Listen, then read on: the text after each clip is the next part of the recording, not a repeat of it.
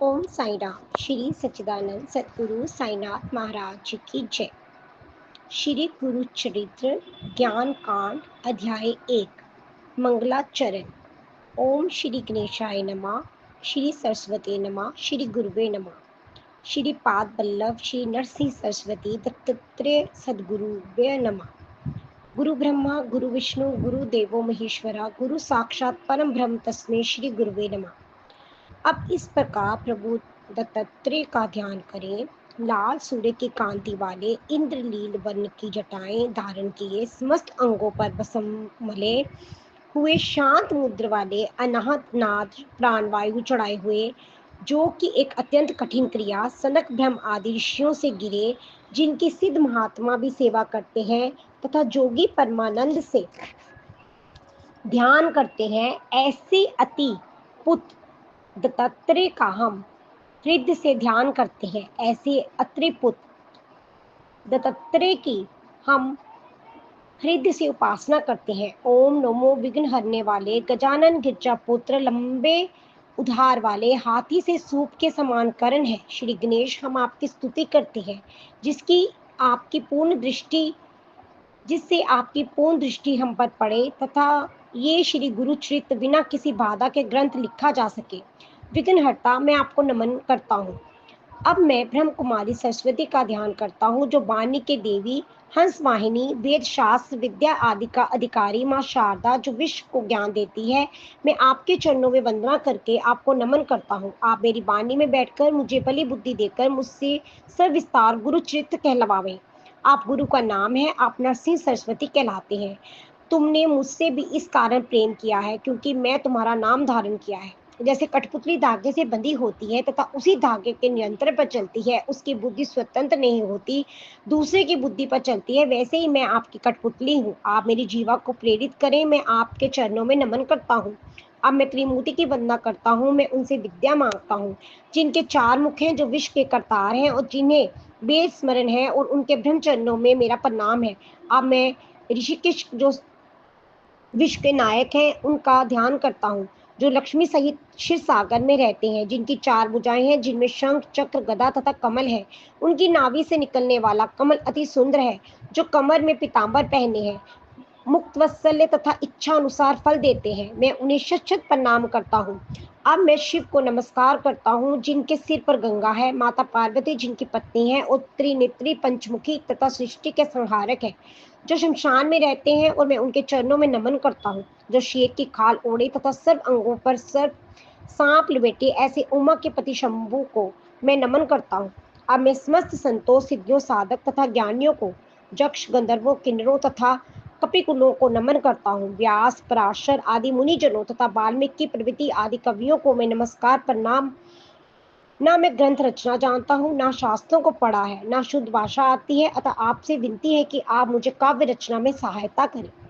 इन सभी को प्रणाम करके मैं अपने पूर्वजों को ध्यान करता हूँ। मैं अपने पितृ तथा मातृकुल के पुण्य पुरुषों का, जिनका अत्यंत महत्तम है, जिनकी अपस्तव शाखा कोंडली गोत्र कुल नाम साखेर वंश साहेदेव, उनसे जन्मे लंगनाथ, जिनके पुत्र देवराव, जो सदैव गुरु चरण में लिपित थे। गंगाधर मेरे पिता हैं, मैं उनके चरणों में नमन करता हूँ। अब मैं मातृ पूर्वजों का ध्यान करता हूँ, जिनकी वंश परंपरा की आश्वलायनी शाखा कश्यप गोत्र है, कुल नाम चंडेश्वरी है, पिता भागीरथी गंगा के ओजस्वी, जिनकी पुत्री मेरी माता है, मैं उनको प्रणाम करता हूँ। माता पिता को नमन करके मैं गुरु के चरणों में वंदना करता हूँ, जिनका मैं अन्य भाव से निरंतर ध्यान करता हूँ। अतः गंगाधर सरस्वती संतों को बारंबार श्रोताओं से विनय करता हूँ कि बालक को क्षमा करें, जो वेद के ज्ञानी सन्यासी जोगी जति तपस्वी तो जो सदैव गुरु का ध्यान करते हैं, मेरा उन्हें नमन है। जब तक हम प्रभु को नहीं पहचानते, ये संसार हमें एक सांप के रूप में लगता है, जो अंधकार में रस्सी से भ्रमित होने के कारण भयंकर प्रतीत होता है। जब हम आत्मा को पहचानने लगते हैं, उस समय हमें मूल ब्रह्मांड की प्रकृति का अनुभव होने लगता है।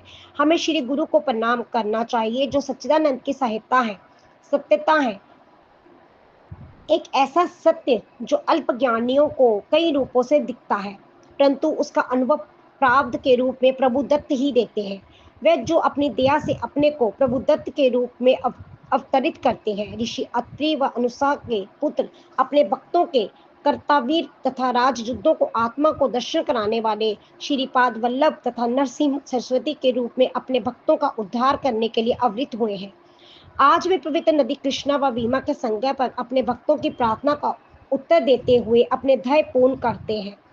एक आत्मा जो अनेक ब्रह्मांड के रूप में दिखती है तथा उसी में समा जाती है, वह भगवान दत्त ही है।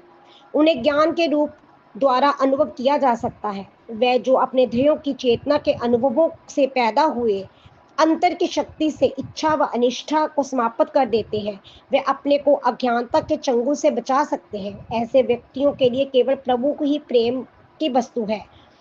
ये व्यक्ति अंतत हो जाते हैं, समझते हैं ईश्वर मनुष्य रूप में हर युग में अवतार लेते हैं तथा धर्म के मार्ग पर चलकर कठोरता से स्वयं रचित धर्म ग्रंथों तथा पुराणों का अनुसरण करके अपने कर्तव्यों को पूरा करते हैं। उद्देश्य पूरा होने पर वे अपना भौतिक शरीर त्याग देते हैं।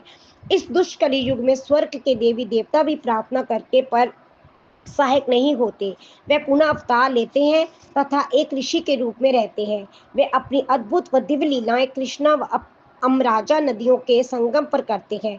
इस अब तक के गौरव का वर्णन शब्दों में नहीं किया जा सकता। उन्होंने जन्म के समय ही प्रणव ओम का उच्चारण किया था। स्पर्श मात्र से लोहे को सोने पर में परिवर्तित कर दिया था। इससे पहले उन्होंने शिक्षा प्राप्त की। अपने शिष्यों को उन्होंने वेद पढ़ाया और माता पिता को वेद की ही सुनाया। बाल्यकाल में ही उन्होंने समस्त तीर्थों की यात्रा कर ली, योगाभ्यास आरंभ कर दिया, संन्यास की परंपरा को भी निभाया तथा अपने कर्मों से पुजारी के साथ पवित्रता प्राप्त की। उन्होंने उद्धार के एक रोगी को वह भोजन कराकर निरोग कर दिया जो चिकित्सकों के विचार से उसके लिए विष था। उन्होंने गूंगे से वेद ज्ञान तथा सुंदर व्याख्यान करा दिया। प्रभु के आशीर्वाद से एक निर्धन ब्राह्मण धनी बन गया तथा पलक झपकते ही एक भक्त को तीर्थ यात्रा करा दी। प्रभु ने एक मृत्यु को जीवित कर दिया तथा एक बूढ़ी भैंस ने दूध देना आरंभ कर दिया। एक भक्त विश्वकर्मा को अपने ब्रह्म रूप के दर्शन कराए। एक ज्ञानी को उसका अहंकार छूट करके उसे उद्धार बनाया। एक पतित से अपनी आशीर्वाद द्वारा वेदों का उच्चारण कराया। उन्होंने एक पतिव्रता स्त्री का सुहाग लौटाया। एक सूखी टहनी को एक हरे वृक्ष में परिवर्तित कर दिया। एक भक्त को कर्म योग का ज्ञान दिया तथा एक बांझ स्त्री को अपनी दृष्टि मात्र से मातृत्व का सुख प्रदान किया। प्रभु ने एक कोढ़ी को बिना औषधि के ठीक किया। उन्होंने दिवाली पर एक ही समय में स्वयं को 8 स्थानों पर प्रकट किया।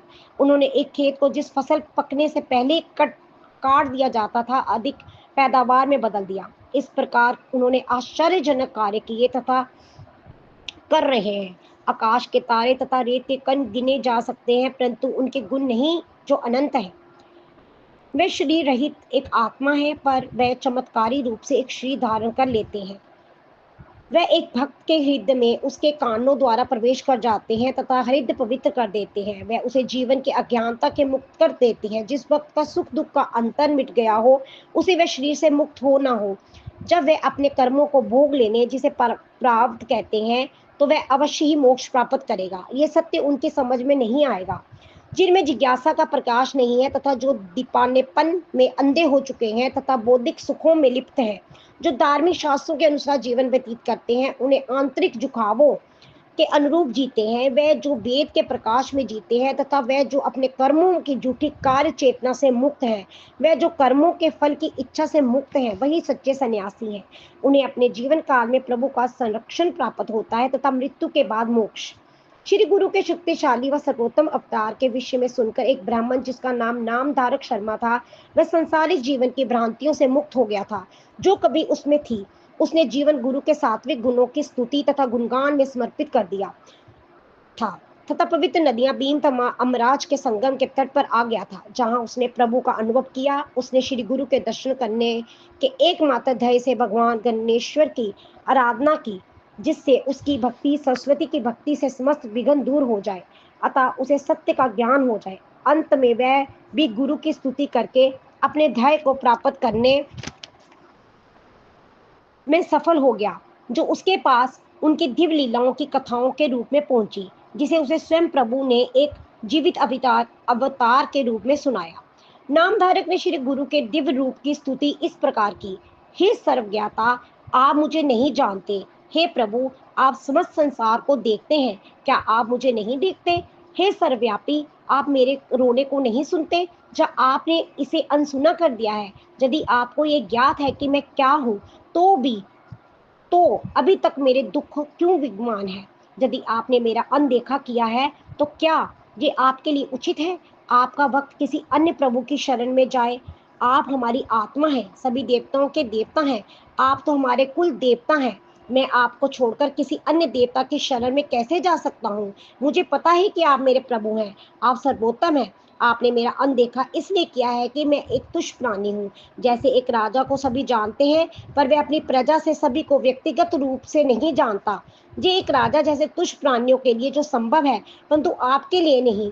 हे प्रभु, आप तो सर्वज्ञाता हैं। यदि आप ये कहते हैं कि आप मेरी सेवा के बदले में कृपा करेंगे या मुझे कुछ दान में देंगे, तो ये कठिन ठीक नहीं है।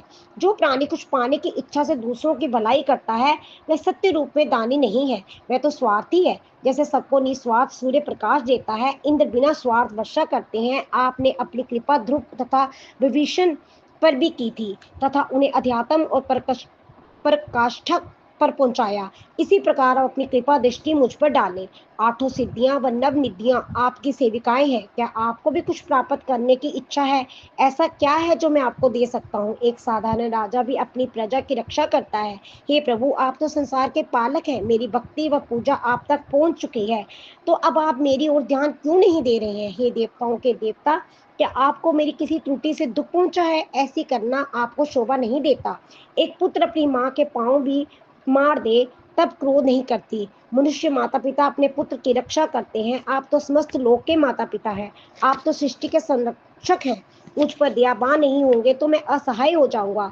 ये आपके लिए उचित नहीं है। यदि आप ये कहें कि मेरी त्रुटियों के कारण आपने मुझ पर कृपा नहीं की, तो मेरे समस्त कर्म अज्ञानता से प्रेरित हैं। जो मेरी आंतरिक प्रकृति है, जो मेरा भाग्य है, जो मैंने वह किया जिससे मैं पाप समझता था। क्या आप ये कहते हैं कि मैं सत्कर्म करके उसको प्रायश्चित द्वारा सुधारूं? सचमुच इस प्रकार का प्रायश्चित भी मुझसे डरा हुआ है। जैसे गाय शेर से डरती है, जिस प्रकार चने की कालिमा हटाना असंभव, उसी प्रकार जप व ध्यान मुझे पवित्र नहीं कर सकते, जो पापों से पूर्ण है। हे प्रभु, मेरी रक्षा करें, जिसके पास अन्य कोई शरण नहीं है। मेरा दुख पूर्ण रुद्र सुनकर चकमक पत्थर भी पिघल जाएगा। जब आपकी दया को क्या हुआ? हे दयावान प्रभु, आप मेरे जीवन की रक्षा क्यों नहीं करते, जो मृत्यु का दास है? नामधारक ने आमरण अनशन आरंभ कर दिया। एक दिन वह वन में झूम रहा था।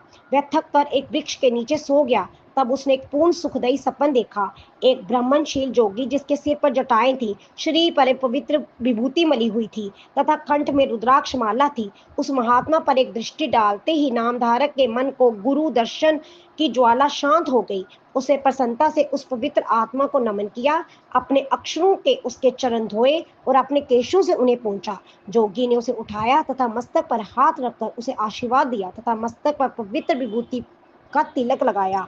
इस प्रकार श्री गुरु चरित्र अमृत परम कथा, जिसमें श्री नरसिंह सरस्वती की कथा सिद्ध नामधारक संवाद के रूप में कही, उसका मंगल उच्चारण नामक पहला अध्याय संपूर्ण हुआ, जिसे मैं गुरु दत्तात्रेय को समर्पित करता हूँ। ओम श्री दत्तात्रेय नमः।